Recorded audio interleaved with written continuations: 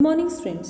Today we are going to continue same chapter number 9 of macroeconomics problems of excess demand and deficit demands. तो बेटा पिछली दो videos ਅਸੀਂ discuss ਕੀਤਾ meaning of full employments and also unemployment ਅਸੀਂ discuss ਕੀਤਾ unemployment ਦੀ types ਕੀ ਹੁੰਦੀਆਂ और एक वीडियो जी सैकेंड वीडियो से वो डिस्कस किया full employment equilibrium under employment equilibrium and over full employment equilibrium तो अज की वीडियो असीं नवा टॉपिक डिस्कस करने जा रहे हैं that is access demand and inflation event. Access demand की है? Access demand mean access of aggregate demand. Demand is said to be excess when it is more than what is required for the fuller utilization of resources। किसी चीज़ की demand उदों access demand कहा जाता है जिन्नी जरूरत होंगी है जिन्ने रिसोर्सिस साढ़े को अवेलेबल होंगे उस तो वध रिसोर्सिस की जरूरत पे उन्होंने असीं कहने excess demand. It refer to situation when aggregate demand is more than aggregate supply corresponding to full employment level. कहते एक इहो जी सिचुएशन जिन्ने साढ़े को रिसोर्सिस पूरी तरह फुल इंप्लॉयड हो चुके फुली यूटिलाइज हो चुके उसके बाद भी अगर डिमांड बढ़ती है तो उस सिचुएशन को असीं एक्सैस डिमांड का नाम देने। एक्सैस डिमांड के नाल एक कॉन्सिक्वेंसी आती है एक प्रॉब्लम आती है that is known as inflationary gap. जो भी इकोनमी एक्सैस डिमांड होगी then you see the problem of that is inflationary gap. Inflationary gap क्या है? It refer to gap by which actual aggregate demand exceed the required aggregate demand to establish the full employment. Economy which जिहड़ा gap आ जाता है actual aggregate demand ज़्यादा हो जाती है required aggregate demand साढ़े को जो रिसोर्सिस अवेलेबल से जिन्ने होंगे उन्होंने यूज़ करने के बाद भी डिमांड बढ़ती जाती है उस वे जो गैप पैदा होता that is known as inflationary gap. Now there is a diagram that showing the inflationary gap. इस डायग्राम में ओ एक्सिस से बेटा असी इनकम लिया तो वाई एक्सिस से असी लिया aggregate demand. This one area is known as a autonomous consumption. इनू असी ऑटोनोमस कंजप्शन कहने। ऑटोनोमस कंजप्शन वो है जो इनकम जीरो होंगी है फिर भी सूँ सर्वाइव करने कुछ ना कुछ यूज़ करना उन्होंने ऑटोनोमस कंजप्शन कहते हैं। A S is aggregate supply का make 45 degree angles. It is known as a line of reference. It is also indicate income. Aggregate demand पहला बेटा रिक्वायर्ड एग्रीगेट डिमांड एनी है।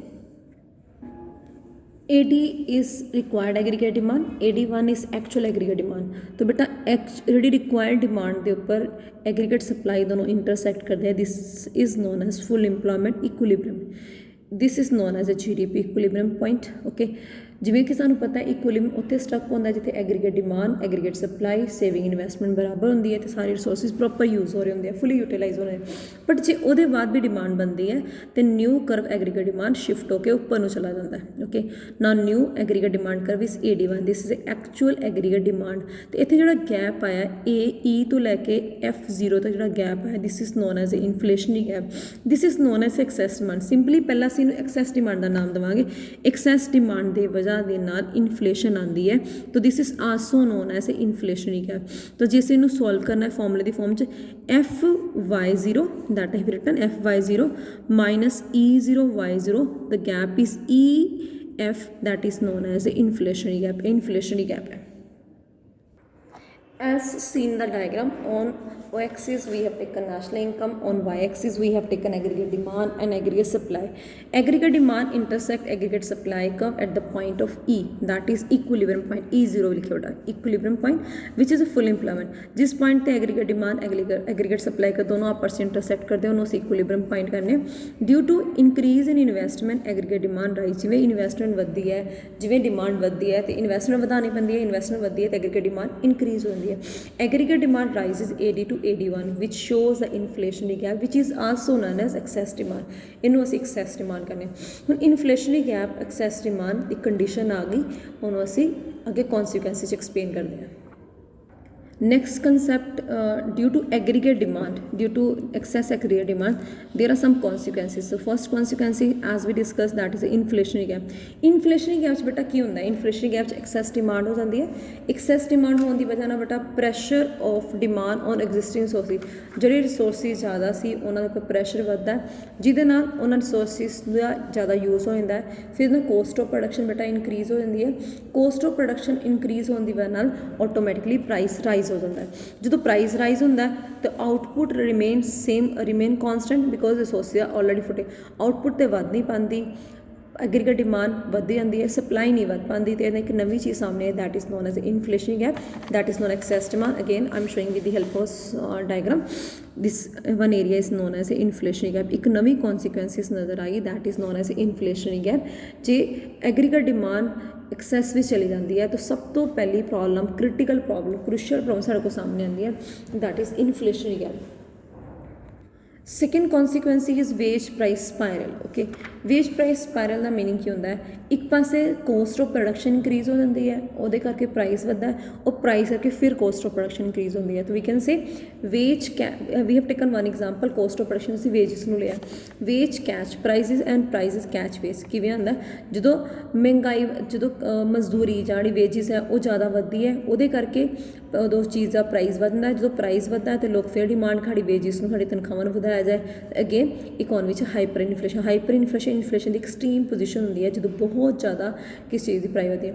ਡਿਊ to excess demand there is a pressure of demand on existing resources. Same ਉਹੀ processing ਆਉਂਦੀ ਹੈ, ਜਦੋਂ access demand ਹੁੰਦੀ ਹੈ ਅਤੇ ਜੋ ਸਾਡੇ ਕੋਲ resources, land, labour, capital, entrepreneur, ਜੋ ਸਾਡੇ ਕੋਲ ਅਵੇਲੇਬਲ ਹੈ ਉਹਨਾਂ ਦੇ ਉੱਪਰ ਬਹੁਤ ਸਾਰਾ ਪ੍ਰੈਸ਼ਰ ਵਧਦਾ। We have taken one example, that is a wages. Wage price spiral ਸਮਝਾ ਰਹੇ ਸੀ, ਤਾਂ ਅਸੀਂ ਵੇਜਿਸ ਲਿਆ। ਜਿਹੜੀ ਲੇਬਰ ਹੈ, ਲੇਬਰ ਦੀ ਡਿਮਾਂਡ ਬਹੁਤ ਜ਼ਿਆਦਾ ਵੱਧ ਜਾਂਦੀ ਹੈ ਅਤੇ ਲੇਬਰ ਕਹਿੰਦੀ ਹੈ ਕਿ ਮਹਿੰਗਾਈ ਵੱਧ ਚੁੱਕੀ ਹੈ, ਸਾਡੀ ਕੋਸਟ ਆਫ ਪ੍ਰੋਡਕਸ਼ਨ, ਸਾਡੀ ਜਿਹੜੀ ਲੇਬਰ ਉਹਨੂੰ ਇਨਕਰੀਜ਼ ਕੀਤਾ ਜਾਏ, ਅਤੇ ਜਿਹੜੀ ਯੂਨੀਅਨ ਹੋਣ ਦੀ ਵਜ੍ਹਾ ਉਹਦੀ ਕੋਸਟ ਆਫ ਪ੍ਰੋਡਕਸ਼ਨ ਇਨਕਰੀਜ਼ ਕਰ ਦਿੱਤੀ ਜਾਂਦੀ ਹੈ, ਜਿਹਦੇ ਨਾਲ ਵੇਜਿਸ ਵੱਧ ਜਾਂਦੇ ਆ। ਜਦੋਂ ਵੇਜਿਸ ਵੱਧ ਜਾਂਦੀ ਹੈ ਤਾਂ ਹੁਣ ਜਿਹੜੀ ਵੇਜਿਸ ਜਿਹੜਾ ਓਨਰ ਹੈ ਉਹ ਆਪਣੀ ਪੋਕਟ 'ਚ ਇਹਨਾਂ ਮਜ਼ਦੂਰਾਂ ਨੂੰ ਦੇ ਰਿਹਾ, ਉਹ ਬੇਟਾ ਨੈਚੁਰਲੀ ਹੈ ਜਦੋਂ ਪ੍ਰਾਈਸ ਲਗਾਏਗਾ ਉਹ 'ਚ ਐਡ ਕਰੇਗਾ। ਇਹਦੇ ਕਰਕੇ ਬੇਟਾ ਜਨਰਲ ਪ੍ਰਾਈਸ ਲੈਵਲ ਇਨਕਰੀਜ਼ ਹੁੰਦਾ। ਜਦੋਂ ਜਨਰਲ ਪ੍ਰਾਈਸ ਲੈਵਲ ਇਨਕਰੀਜ਼ ਹੋ ਗਿਆ, ਜਿਹੜੇ ਮਜ਼ਦੂਰ ਹੈ, ਜਿਹੜੇ ਆਮ ਲੋਕ ਹੈ, ਜਿਹੜੇ ਕਾਮਨ ਪੀਪਲ ਹੈ, ਜਾਂ everyone that people were facing rise in cost of living. ਹੁਣ ਜੀਣਾ ਔਖਾ, again they shout and they again demanded increase in wages, ਸਾਡੀ ਤਨਖਾਹ ਨੂੰ ਵਧਾਇਆ ਜਾਏ। ਅਤੇ ਇਸ ਤਰ੍ਹਾਂ ਵੇਜ ਪ੍ਰਾਈਸ ਵੇਜ ਦੋਨੋਂ ਆਟੋਮੈਟਿਕ ਇੱਕ ਦੂਸਰੇ ਨੂੰ ਪੁਸ਼ ਕਰਦੀਆਂ, ਅਤੇ ਇਸ ਕਰਕੇ ਇਕੋਨਮੀ ਵਿੱਚ ਇਨਸਟੇਬਿਲਿਟੀ ਨਹੀਂ ਪਾਈ ਜਾਂਦੀ ਅਤੇ ਹਾਈਪਰ ਇਨਫਲੇਸ਼ਨ ਦਾ ਵਰਥ ਹੁੰਦਾ ਔਰ ਇਕੋਨਮੀ ਹਮੇਸ਼ਾ ਡਿਸਟਰਬ ਰਹਿੰਦੀ ਹੈ in the condition of excess demand. Another problem is that is a loss of profit. Loss of profit ਦਾ ਮੀਨਿੰਗ ਕੀ ਹੁੰਦਾ ਹੈ? ਜਦੋਂ ਐਕਸੈਸ ਡਿਮਾਂਡ ਹੋ ਗਈ, ਠੀਕ ਹੈ ਬੇਟਾ, ਜਦੋਂ ਐਕਸੈਸ ਡਿਮਾਂਡ ਦੀ ਕੰਡੀਸ਼ਨ ਆ ਗਈ, ਉਸ ਕੰਡੀਸ਼ਨ ਵਿੱਚ ਅਸੀਂ ਕਪੈਸਿਟੀ ਇਨਕਰੀਜ਼ ਕਰਨ ਦੀ ਕੋਸ਼ਿਸ਼ ਵੀ ਕਰੀਏ ਪਰ ਨਹੀਂ ਕਰ ਪਾਉਂਦੇ ਕਿਉਂਕਿ ਸਾਡੇ ਰਿਸੋਰਸਿਸ ਆਲਰੇਡੀ ਓਵਰ ਯੂਟੀਲਾਈਜ਼ ਹੈ। ਇਸ ਕੰਡੀਸ਼ਨ ਵਿੱਚ there is loss of profit ਨਹੀਂ ਵੱਧ ਪਾਉਂਦਾ due to unfulfilment of demand the economy. ਜਿਹਨੇ ਲੋਕਾਂ ਦੀ ਡਿਮਾਂਡ ਉਹ ਨਹੀਂ ਵਧਾਈ ਜਾ ਰਹੀ। The economy is caught in the wage price spiral and challenge to the stability of economy.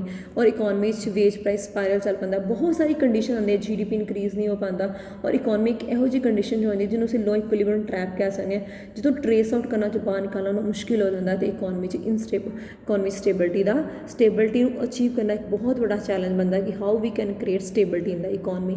So these are the consequences of excess demand। ਨਾ ਬੇਟਾ ਕੌਨਸੀਕੁਐਂਸੀ ਪੜ੍ਹਨ ਦੇ ਬਾਅਦ ਕੁਐਸਚਨ ਆਉਂਦਾ ਹੈ ਕਿ why excess demand, reasons behind the excess demand. Excess demand ਇੰਨੀ ਕਿਉਂ ਵੱਧ ਜਾਂਦੀ ਹੈ? ਤੁਸੀਂ ਦੇਅਰ ਆਰ ਮੈਨੀ ਰੀਜ਼ਨਸ, ਅਤੇ ਜਿਨ੍ਹਾਂ ਵਿੱਚ ਸਭ ਤੋਂ ਪਹਿਲਾ ਰੀਜ਼ਨ ਹੈ increase in consumption. Increase in consumption means increase in margin propensity to consume. ਜਦੋਂ ਮਾਰਜਨ ਪ੍ਰੋਪੈਂਸਿਟੀ ਟੂ ਕੰਜ਼ਿਊਮ ਵੱਧ ਜਾਂਦੀ ਹੈ ਅਤੇ ਮਾਰਜਨ ਪ੍ਰੋਪੈਂਸਿਟੀ ਟੂ ਸੇਵ ਘੱਟ ਜਾਂਦੀ ਹੈ। What is margin propensity to consume? Total income ਵਿੱਚੋਂ ਅਸੀਂ ਕਿੰਨਾ ਕੰਜ਼ਿਊਮ ਕਰਨੇ ਆ, ਚੇਂਜ ਇਨ ਇਨਕਮ 'ਚ ਅਸੀਂ ਕਿੰਨਾ ਕੰਜ਼ਿਊਮ ਕਰਨੇ ਆ ਅਤੇ ਚੇਂਜ ਇਨ ਇਨਕਮ 'ਚ ਅਸੀਂ ਕਿੰਨਾ ਸੇਵ। ਜੇ ਕਿਸੇ ਇਕੋਨਮੀ ਦੀ MPC ਇਨਕਰੀਜ਼ ਹੋ ਜਾਂਦੀ ਹੈ ਤਾਂ ਉਹਦੀ ਵਜ੍ਹਾ ਦੇ ਨਾਲ MPS ਫਾਲ ਹੁੰਦੀ ਹੈ। MPC ਔਰ MPS ਦੋਨੋਂ ਆਪੋਜ਼ਿਟ ਡਾਇਰੈਕਸ਼ਨ ਚੱਲਦੀ ਹੈ। ਜਦੋਂ ਬੇਟਾ MPC ਇਨਕਰੀਜ਼ ਹੋ ਗਈ ਤਾਂ ਰੀਜ਼ਨ ਕੀ ਹੋਗਾ? That is a demonstration effect, ਦਿਖਾਵਾ।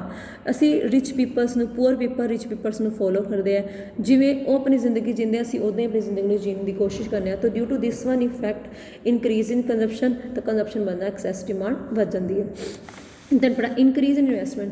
ਸਿੰਪਲ ਬੇਟਾ ਇਨਵੈਸਟਮੈਂਟ ਉਦੋਂ ਵੱਧਦੀ ਹੈ ਜਦੋਂ ਬਿਜ਼ਨਸ ਤੋਂ ਬੁਲਿਸ਼ ਐਕਸਪੈਕਟੇਸ਼ਨਸ ਮਿਲਦੀਆਂ, ਜਿਸ ਤਰ੍ਹਾਂ ਲੱਗਦਾ ਬਿਜ਼ਨਸ ਬਹੁਤ ਅੱਛੀ ਐਕਸਪੈਕਟੇਸ਼ਨਸ ਹੈ ਅਤੇ ਰੇਟ ਆਫ ਇੰਟਰਸਟ ਵੀ ਇਨਕਰੀਜ਼ ਹੋ ਰਿਹਾ, ਤਾਂ we like to invest more. Business expectation ਜਦੋਂ ਬੁਲਿਸ਼ ਹੁੰਦੀਆਂ, ਜਦੋਂ ਅੱਛੀਆਂ ਹੁੰਦੀਆਂ, ਲੋਕ ਪੈਸਾ ਇਨਵੈਸਟ ਕਰਦੇ ਆ, ਅਤੇ ਇਨਵੈਸਟਮੈਂਟ ਵੀ ਇੱਕ ਰੀਜ਼ਨ ਹੈ ਜਿਸ ਵਜ੍ਹਾ ਨਾਲ ਜਿੰਨੀ ਇਨਵੈਸਟਮੈਂਟ ਕਰਾਂਗੇ ਉਨੀ ਇਨਕਮ ਆਏਗੀ। ਇਨਵੈਸਟਮੈਂਟ ਦਾ ਆਊਟਕਮ ਆ ਰਿਹਾ, ਇਸ ਕਰਕੇ ਐਕਸੈਸ ਡਿਮਾਂਡ ਵੀ ਵੱਧ ਜਾਂਦੀ ਹੈ। ਅਗਰ ਅਸੀਂ ਓਪਨ ਕਲੋਜ਼ ਇਕੋਨਮੀ ਦੀ ਗੱਲ ਕਰੀਏ ਤਾਂ 2 ਪੁਆਇੰਟ ਸਫੀਸ਼ੈਂਟ ਹੈ ਐਕਸੈਸ ਡਿਮਾਂਡ ਦੇ ਰੀਜ਼ਨ ਲਈ, but now we are the part of open economy, ਅਸੀਂ ਸਾਰੇ ਪੁਆਇੰਟ ਡਿਸਕਸ ਕਰ ਰਹੇ ਹਾਂ। Now increase in government expenditure.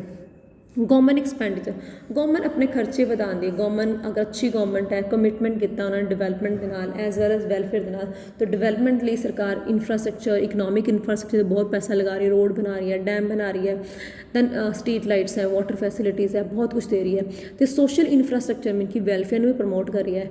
Old people's ਨੂੰ ਪੈਨਸ਼ਨ ਦਿੱਤੀ ਜਾ ਰਹੀ ਹੈ, BPLs ਬਾਰੇ ਸੋਚਿਆ ਜਾ ਰਿਹਾ ਹੈ, ਹੈਲਥ ਫੈਸਿਲਿਟੀਜ਼ ਦਿੱਤੀ ਜਾ ਰਹੀ ਹੈ, ਫ੍ਰੀ ਐਜੂਕੇਸ਼ਨ ਦਿੱਤੀ ਜਾ ਰਹੀ ਹੈ। ਤਾਂ ਸਾਰੇ ਖਰਚੇ ਅਗਰ ਸਰਕਾਰ ਵਧਾ ਦਿੰਦੀ ਹੈ ਅਤੇ ਜਿਹੜਾ ਪੈਸਾ ਲੋਕ ਆਪਣੀ ਜ਼ਰੂਰਤਾਂ ਨੂੰ ਪੂਰਾ ਕਰਨ ਲਈ ਕਰਦੇ, ਉਹ ਲੋਕਾਂ ਨੂੰ ਫ੍ਰੀ ਅਤੇ ਘੱਟ ਰੇਟ 'ਤੇ ਮਿਲ ਰਿਹਾ, ਤਾਂ ਨੈਚੁਰਲੀ ਉਹਨਾਂ ਦਾ ਪੈਸਾ ਬਚ ਜਾਏਗਾ ਔਰ ਬਚੇ ਪੈਸੇ ਨਾਲ ਉਹ ਡਿਮਾਂਡ ਹੀ ਵਧਾਉਣਗੇ। ਨਾ ਬੇਟਾ fourth point is rise in export.